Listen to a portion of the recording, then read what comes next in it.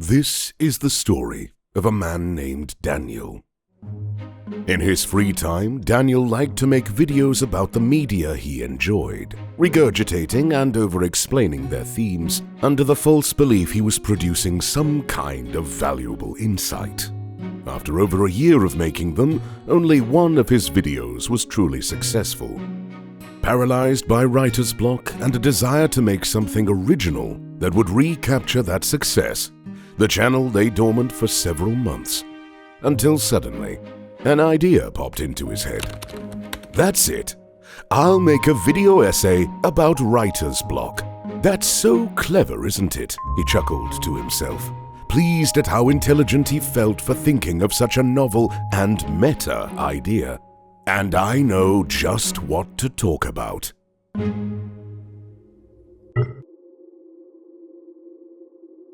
Do I have an original thought in my head?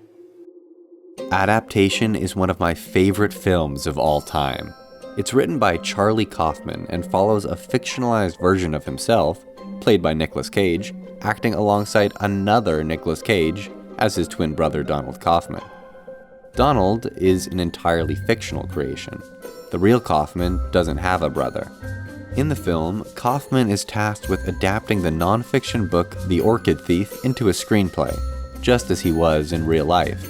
He's excited by the prospect of writing a movie that isn't confined by Hollywood conventions. I just don't want to ruin it by making it a Hollywood thing, like an Orchid Heist movie or something, or turning it into a movie about drug running, It's like I don't want to cram in sex or guns or car chases, or characters learning profound life lessons. Kaufman is well known for his immense creativity and outside-the-box film ideas. He scoffs at his brother Donald, now trying to enter the same profession, when he brings up how he was inspired by the screenwriter Robert McKee's lectures. Those teachers are dangerous if your goal is to try to do something new. And a writer should always have that goal. Writing is a journey into the unknown. Adapting The Orchid Thief into a script is a real challenge, and Kaufman jumps from idea to idea, unable to settle on anything that works for him. First, he ambitiously wants to start at the beginning of time and find a way to tie all of life together. That proves too lofty of a goal, so he then shifts it into a more personal examination of the book's author.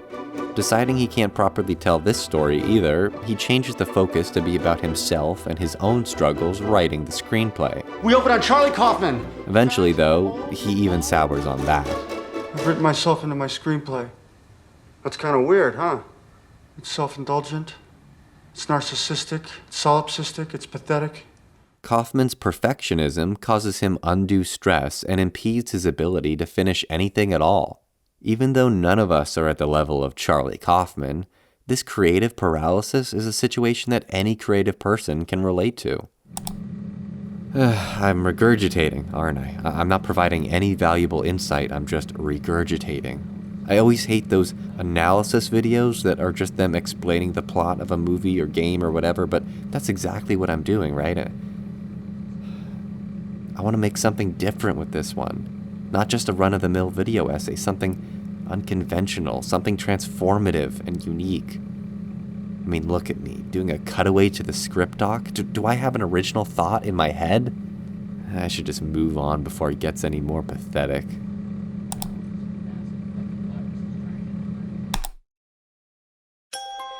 The Stanley Parable Ultra Deluxe is the latest re-release of the hit indie game, The Stanley Parable.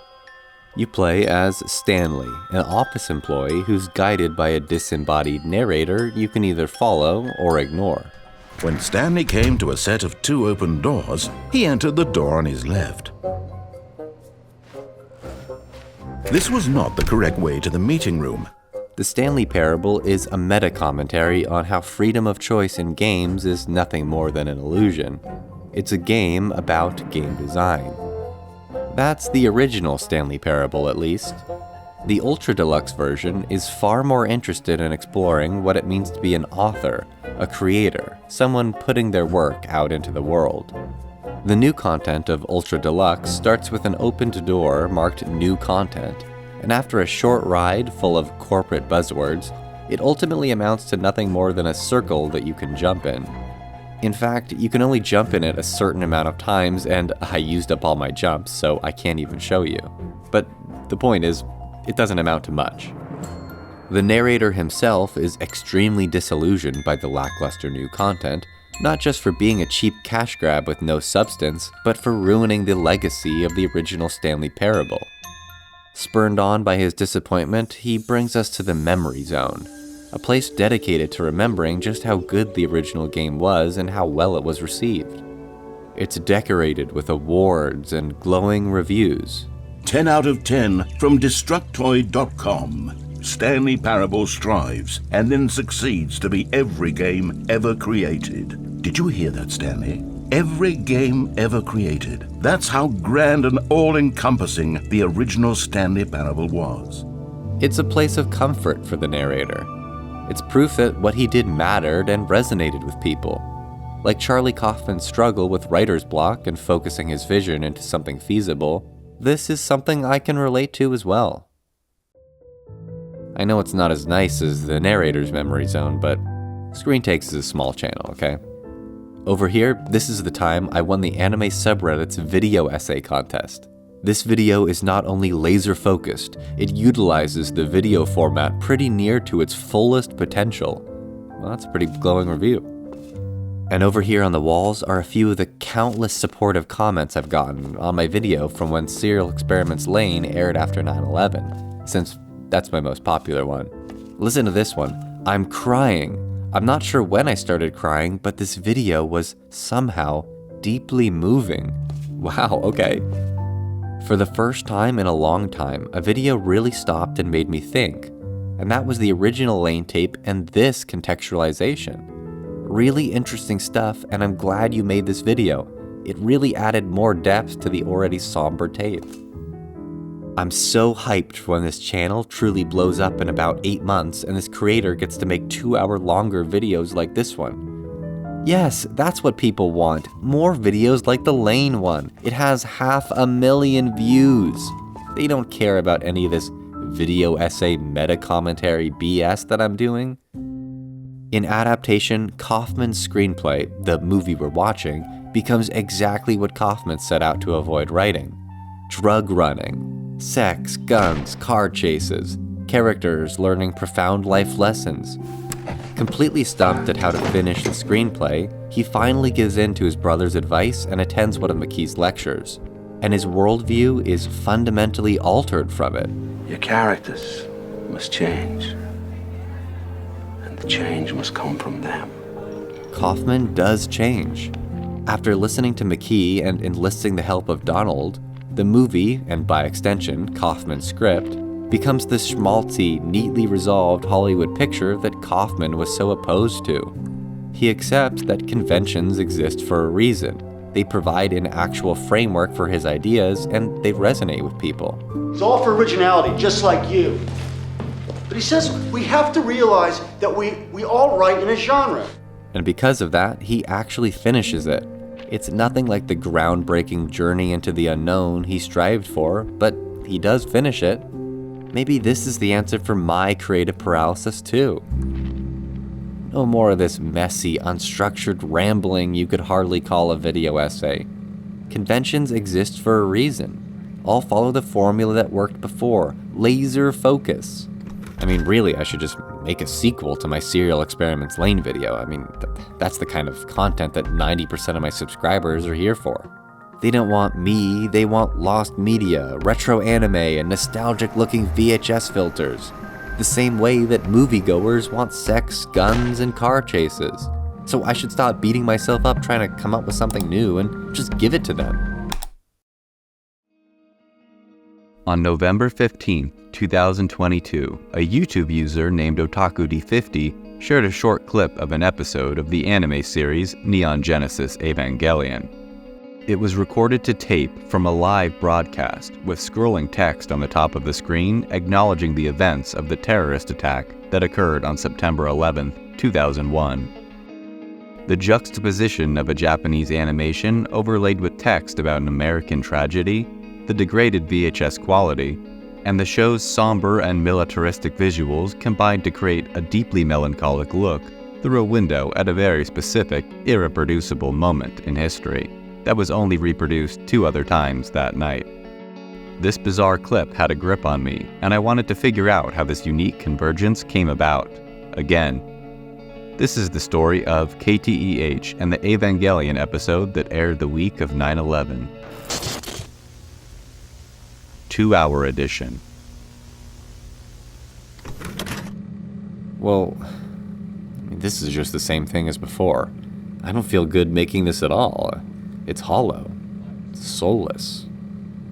I'm not providing any kind of new insight. I'm just chasing a feeling I only happened to capture before by chance. I can't replicate that again. This is just a pale imitation, a lazy follow-up. In the Stanley Parable Ultra Deluxe, the vapid new content motivates the narrator enough to start working on a full-fledged sequel, the Stanley Parable 2, which aims to both respect the original while also offering inventive, original material on its own.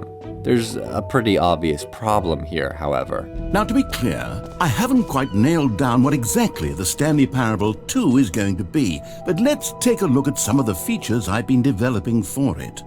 I figure that if I can loosely organize a handful of interesting concepts, that surely the game will sort of naturally spring up around them. It'll all work itself out.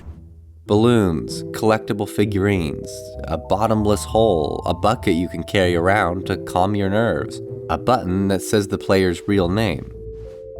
Jim. He's still working on adding all the names.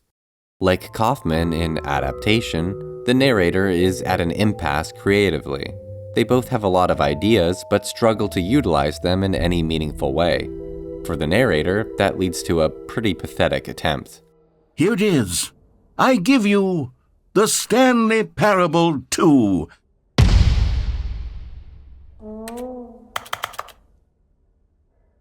I mean, there's potential here, right? It's sort of... Okay, never mind. The ideas are derivative and don't coalesce into anything substantial, so the narrator decides the best course of action is to rework them into the first game's structure.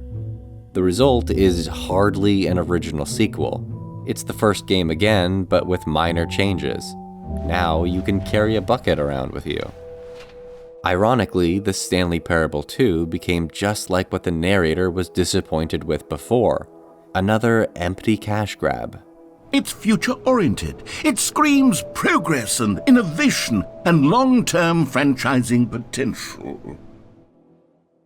Disheartened by his own failed attempt at crafting a sequel, Daniel decided to enter the part of the memory zone he had subconsciously locked away. What the hell is this? I'm actually confused. How did you turn a scrolling text about 9/11 by a PBS affiliate in California into a 10-minute video? Surreal, fascinated, on what? There's nothing interesting about it, it's just text on an anime episode. I don't know why you're still stuck in the past. This one's kind of profound, actually. It's just stirring up emotions without making a clear point. Yeah, you know what? They're right. Their criticisms are all valid. It's a stupid video, it really is. I can do so much better. Doing it again would be a step backwards. And so is making a video where I just repackage other people's ideas. I want to make something unique and meaningful. Have I ever even done that? Is the narrator AI? Do I really offer so little that I could be misconstrued as an AI? Oh God, is that what I am? A language learning model that just takes what other people put thought into and spits it back out? Do I have an original thought in my head?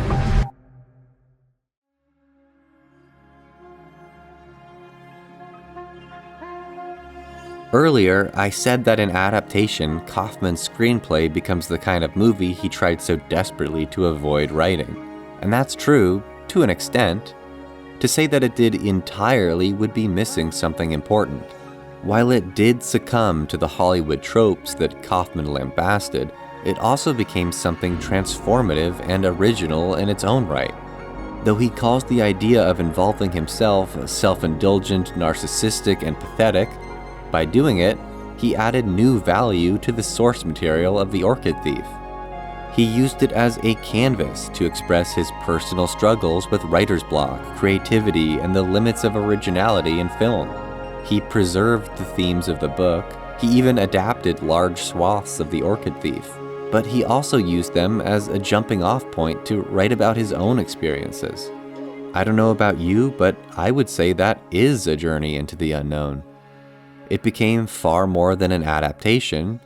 It became a work of self-reflection. Isn't the narrator's Stanley Parable 2 the same way? His half-baked sequel might not be original, but it has value as a commentary on the creative process and the difficulties of following up something well-loved. Even if the narrator himself is blind to it, even if it wasn't the intention at all, he inadvertently created an entertaining, transformative work. Not by adding a bucket or a really deep hole, but by making it about his own experiences with the inclusion of his narration. What about this video then? Even though I'm talking about art that other people made, am I offering something of value with the addition of my own commentary, by relating it to my own experiences? I'm self-reflecting on what their themes mean to me and working through my own doubts, while at the same time, creating something new. I guess so. I genuinely started writing this without any specific conclusion in mind, just wanting to explore works that deal heavily with writer's block, originality, and creating a follow-up, topics that have been bouncing back and forth in my head lately. I didn't build this video knowing I was going to end up here with this message, but it shaped up to be this way as I wrote it out. And I'm glad. Art exists to be commented on, to be understood from our own life experiences. Sometimes on this channel, I might veer too far away and neglect to include myself as much as I should, but that doesn't mean I should give up. It means from now on, I'll make sure to be better. Like all good art, Adaptation and the Stanley Parable made Daniel look into the mirror. It dawned on him that what makes something worthwhile, whether it's a film, a game, or a video essay, has little to do with its originality. Far more important is that it's a personal work of self-expression. Unfortunately, because it was a meandering meta-textual mess instead of a laser-focused analysis, the video failed to attract any attention and sat at a measly number of views. Due to his desperate need for approval, he immediately pivoted his content back to what was successful. He decided to finish the sequel to the Lane video, and it quickly became the most popular one on the channel. It was the same thing as before, but 2 hours longer.